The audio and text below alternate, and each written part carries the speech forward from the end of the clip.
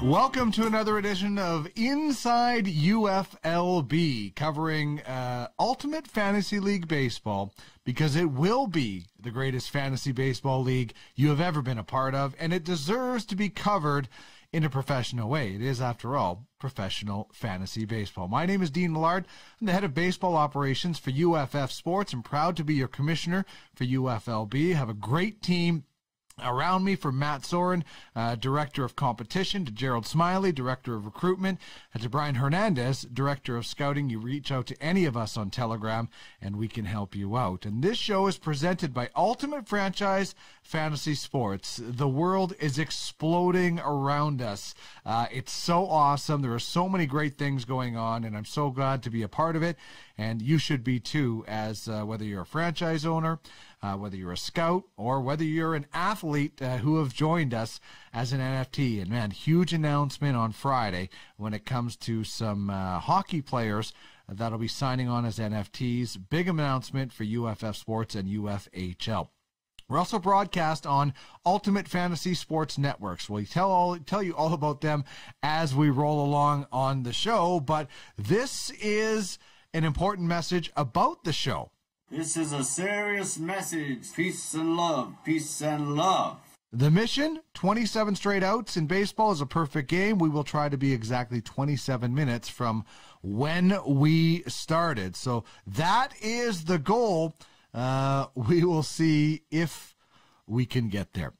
Big thanks to our title sponsor, Ultimate Franchise Fantasy Sports. You need to check out the website, UFFsports.com. There you can connect to the Ultimate Sports NFTs. It is something else, where NFTs definitely come to play. So check it out. UFFsports.com is where you can find all of that information. And here is how you can get in touch with everybody at UFF Sports. You can get UFLB info, UFLB at UFF Sports. If you want to get a hold of the UFSN network, follow them on Twitter at UFS Network. And there's the website, as mentioned, www.uffsports.com. And here's how you can get in touch with us. You talking to me? You talking to me? You talking to me? Well, who the hell else are you talking? You talking to me? Well, I'm the only one here. I'm on Twitter at Duck Millard, the league at the UFLB. Info UFLB at UFFsports.com. And you can also get the network UFSN at UFFsports.com if you have a show you would like to get on the network. And there's the websites, UFFsports.com and UltimateSportsNFTs.com. So many very, very exciting things on the horizon for UFF Sports and everybody involved.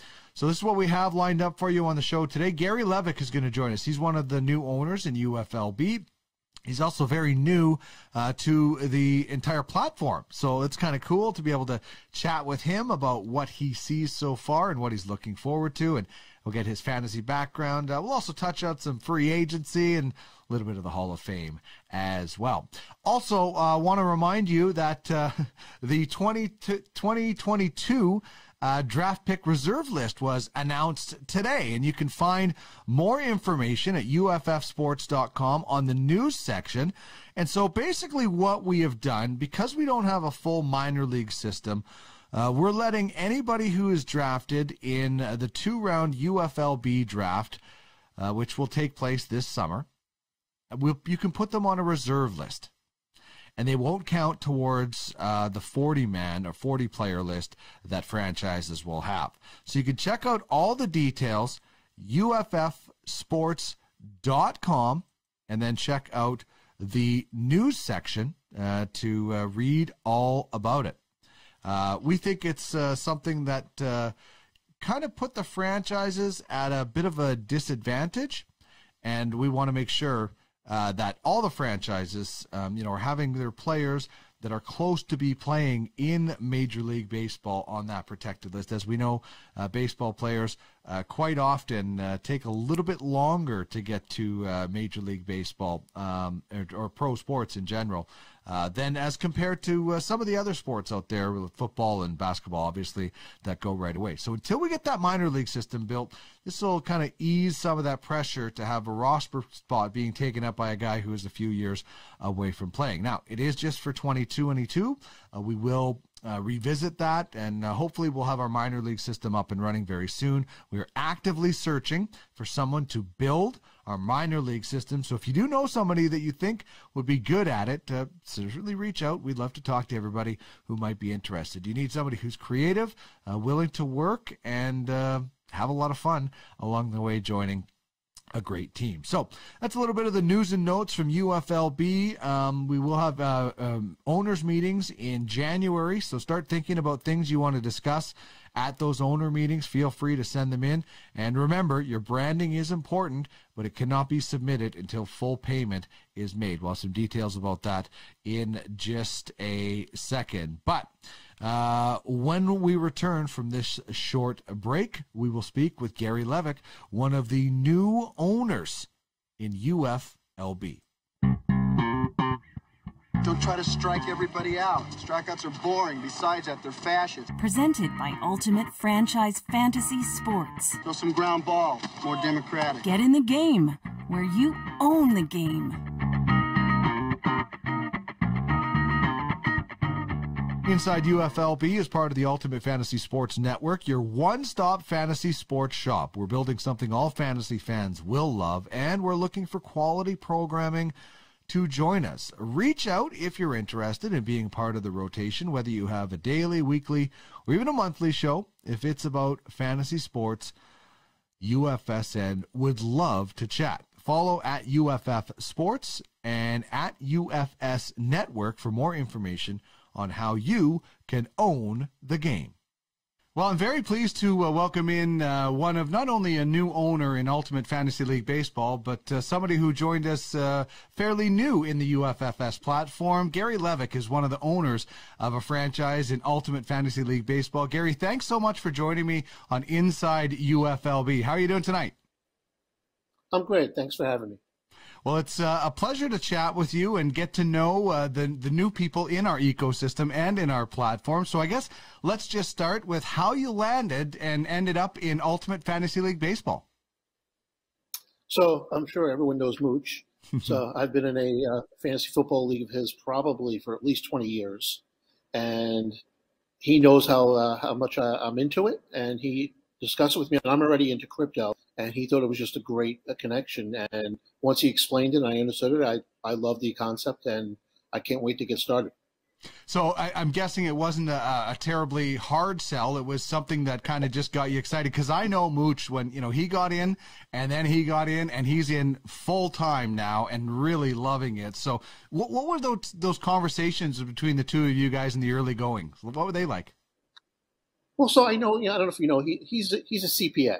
So CPAs don't just jump into things without looking at things first. So I looked at it from a standpoint that I love sports. I like the just getting into something early on. And I said to him, at the very least, and he agreed, is if it doesn't work out, we'll have fun.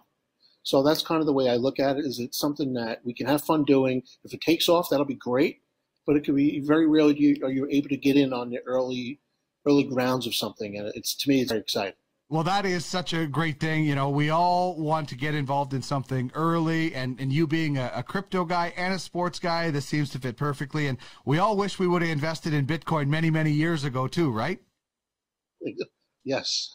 My wife reminds me of, why didn't you get in earlier?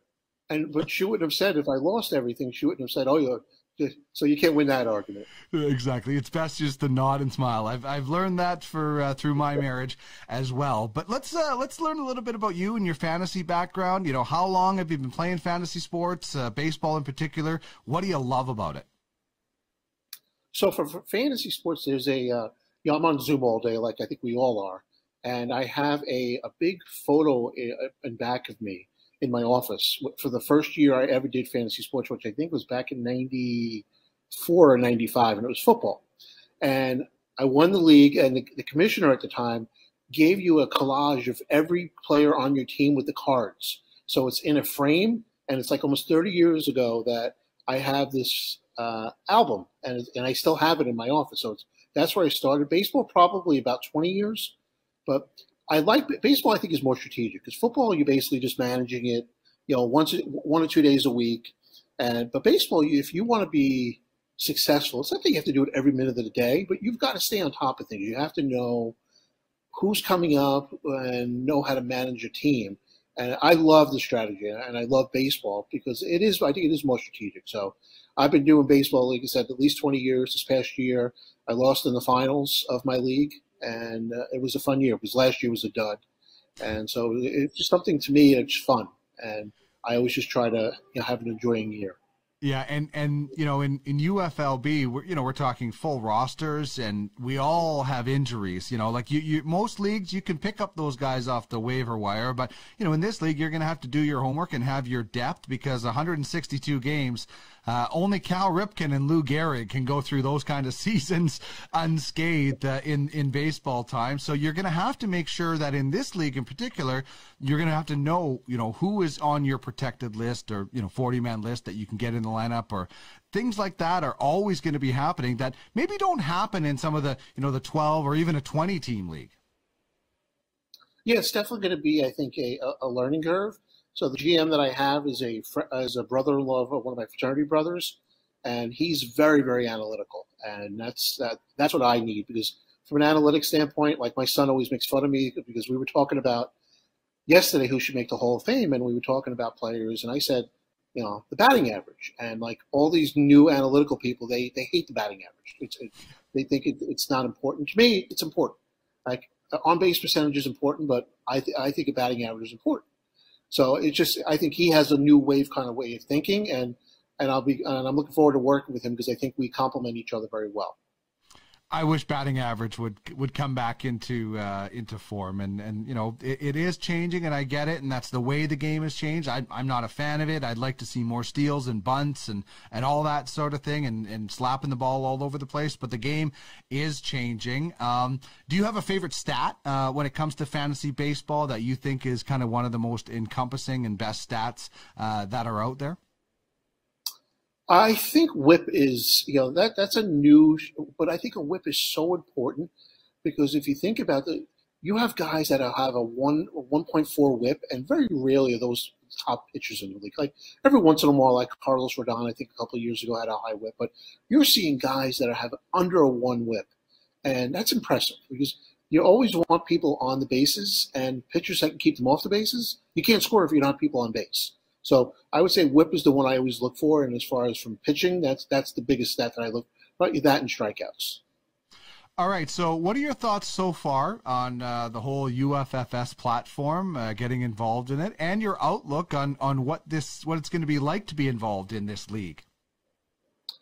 It's a lot. So I definitely think it's something that you have to keep track of, and I think it's really hard to do it on my own.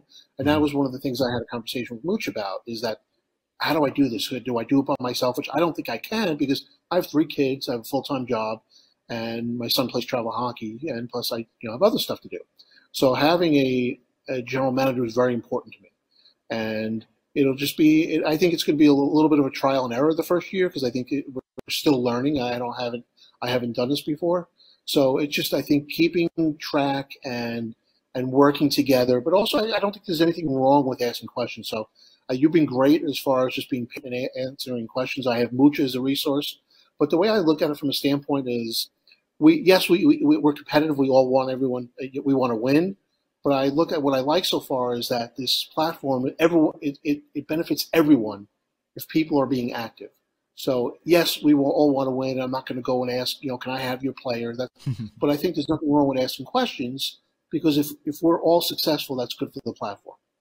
Yeah, I totally agree. I don't think anybody's going to answer strategy questions, but platform questions. And there are so many things in the works. And, we're going to have really good prize pools, but there's also going to be other things that actual professional teams, they have their revenue sharing, and there's going to be so many things. And that's the one cool thing, is that we all want to win. I'm in a hockey franchise. I have a hockey franchise as well. I want to beat Mooch in that one too. But I also want to see all of the franchises succeed.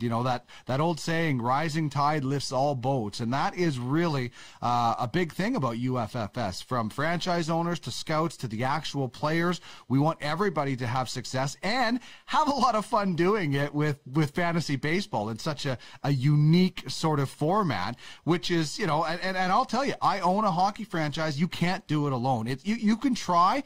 It doesn't work. There's so many little things, whether it's this guy not coming off the injured list in time or the things that you have to watch out for. This is professional fantasy. So I applaud you on going out and getting somebody to help you, because I think you're going to enjoy it a lot more that way.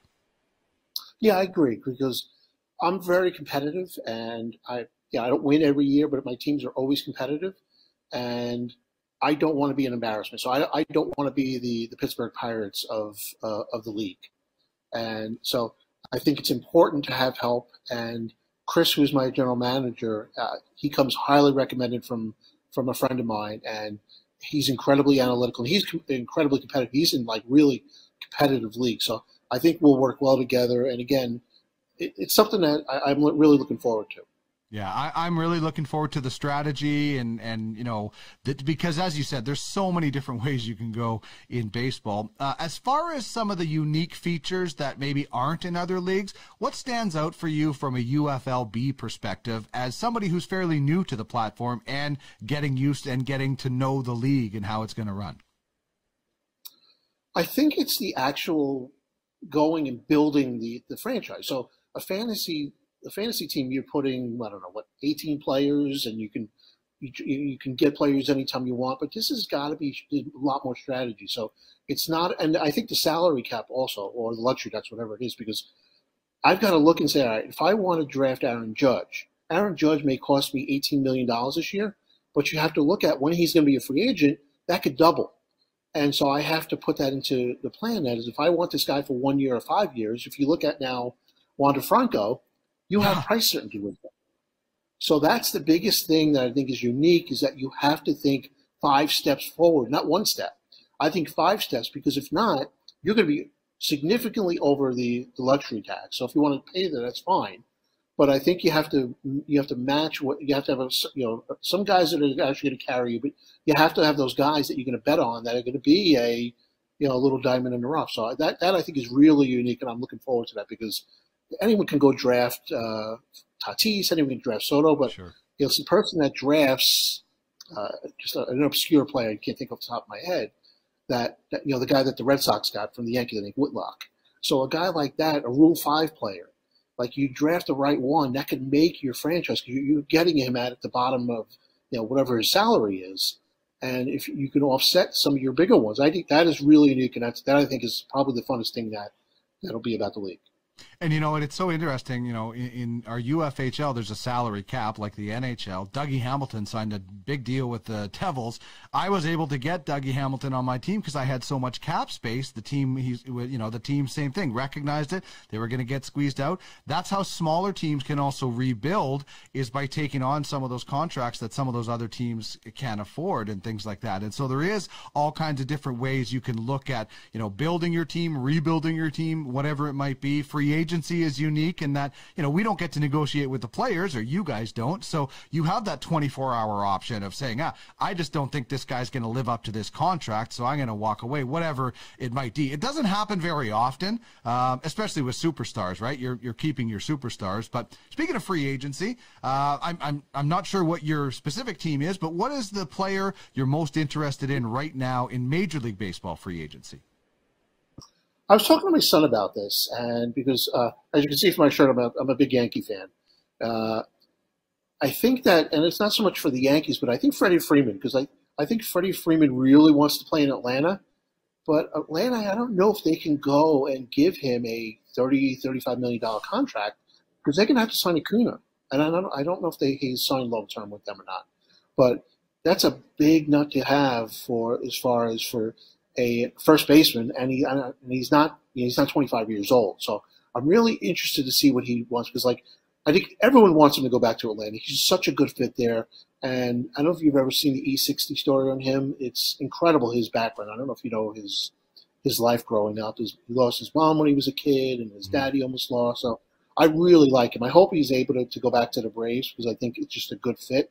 But that'll be interesting to see if actually someone wants to give him the money he's looking for, and the Braves can't match it. Yeah, well, we try to claim him as Canadian, Freddie Freeman. So, but it is interesting. I mean, do you give Freddie Freeman a lot of that money? You could be giving Acuna and Albies and some of these guys and Riley that are coming up. I mean, they have a really opportunity with some of those great young players to be dominant for a while. If you give Freddie Freeman a lot of money, you're going to sacrifice one of those guys at some point, depending on where your payroll is. I don't think they're going to do it. I think they're going to give him what they can give him and hope that he comes back. And then it just comes down to I don't think he would like playing in a big city. That's just my opinion. So I'm not one to go say, give up $7-8 million a year, but it comes to be like, if you remember Paul O'Neill said, I'll take whatever, I'll take a certain amount that I'll never spend in my lifetime anyway, and go use it on other players, and I'm happy here. So I wouldn't hold it against him if he goes and takes the money. You can't fault anyone, but that's a real tough situation for him, and I'm curious how that's going to play out. All right, so another conversation that kind of sparked up in our Telegram chat, and I absolutely love it, is the Hall of Fame, with the names coming out, the first-timers, the guys the last time on the ballot. Give me some names that you would put in the Hall of Fame that are on the list right now. There's only one. And I was having this conversation with my son. Omar Vizquel, I think, belongs in the Hall of Fame. I don't even think it's a doubt. The guy's probably a top 3 to top 5 defensive shortstop of all time. He had better numbers than Ozzie Smith. And I appreciate, the league is different now. You have guys that are not those type of players anymore, but he was a phenomenal shortstop, and he played on winning teams. So I think he belongs. The only other one I think I'm on the cusp with is Schilling. Yeah. Because he was such a clutch playoff player, but I'm on the fence with him. And I don't think his politics or his personality should play into it, but it does, and people do put that in consideration. But to me, number one, I don't want any steroid guys in there. I'm one of those guys that Clemens was one of my favorite players until he got busted, but he doesn't belong in. Bonds does not belong in to me. Ortiz doesn't belong in. So I don't think any of them should get in. And I'm an old school guy that the best of the best should be in the Hall of Fame. I don't think Mike Messina belongs in there. He was a very good pitcher, but the Hall of Fame should be guys that are the best of the best. Yeah. And I don't see any of the guys right now. Maybe the other one I was on the fence with was Scott Rowland. I think Scott Rowland was just such a good third baseman. He won a lot of Gold Gloves, and him, I'm okay with that, because third base is such a key position from a defensive standpoint, and he was so good. So he may be the other one I'd be on the fence with. Schilling is the guy that I think he's the guy for me. If I only had to pick one, it would probably be him. And I'm like you. Listen, I'm not going to get political. I don't agree with his politics, but that's fine. That's his opinion.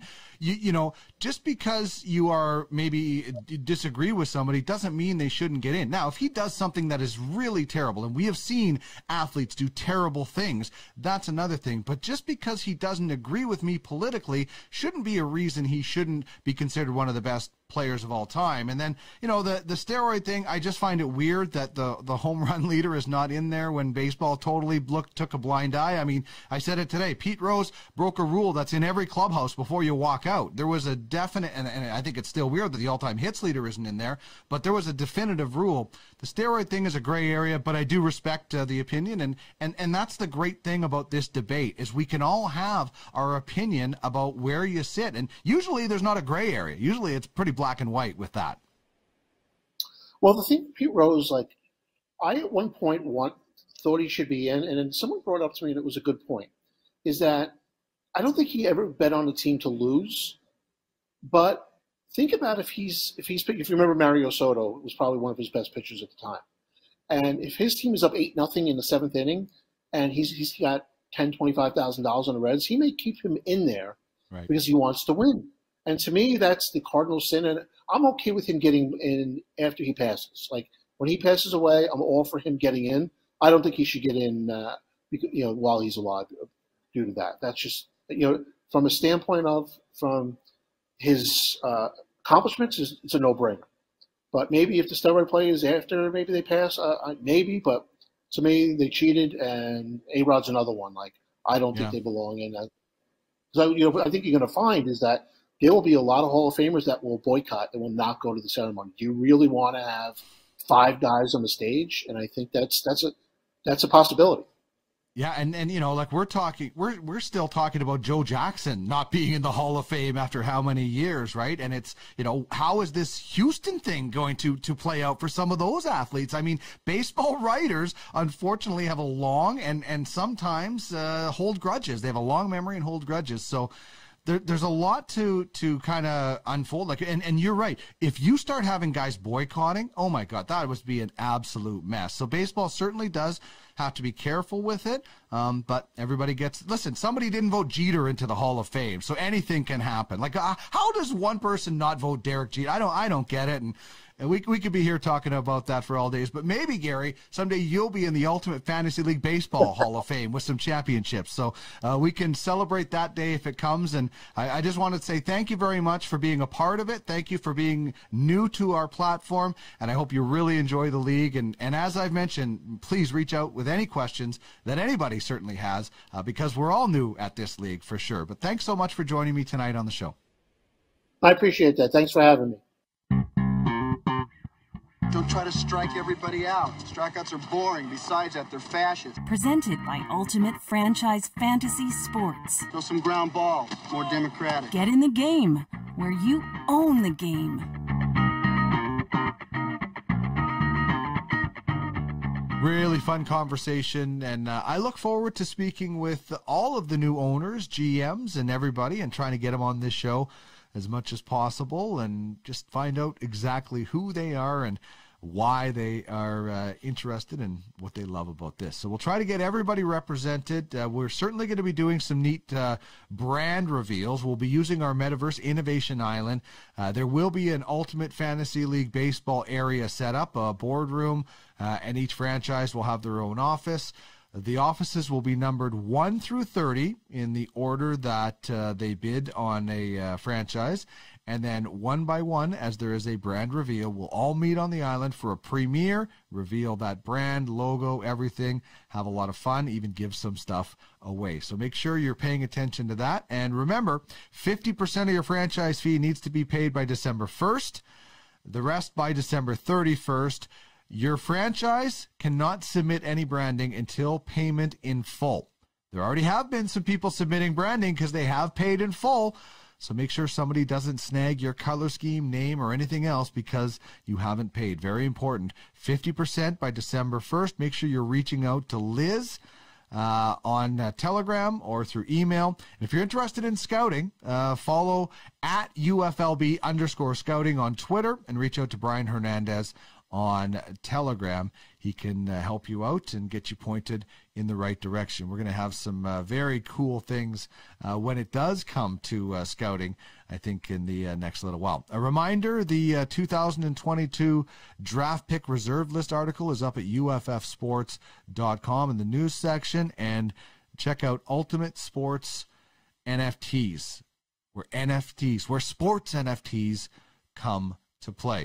If you want to reach us, there is the information right there. UFFsports.com and info UFLB at UFFsports.com if you wanted to reach us here at UFLB. All right, one more piece of advice from Crash Davis. You be cocky and arrogant, even when you're getting beat. And that is going to wrap up things for us on this episode. Big thanks to Gary Levick for joining us. Can't wait to see all the creative brands and all the creative minds in UFLB and chat with you one by one. So thanks to Gary for a really great conversation. Sorry I couldn't throw a perfect game or a no-hitter today. Just went overboard as per usual. One more thing to say, and that is ban the shift. Have a great one, everybody.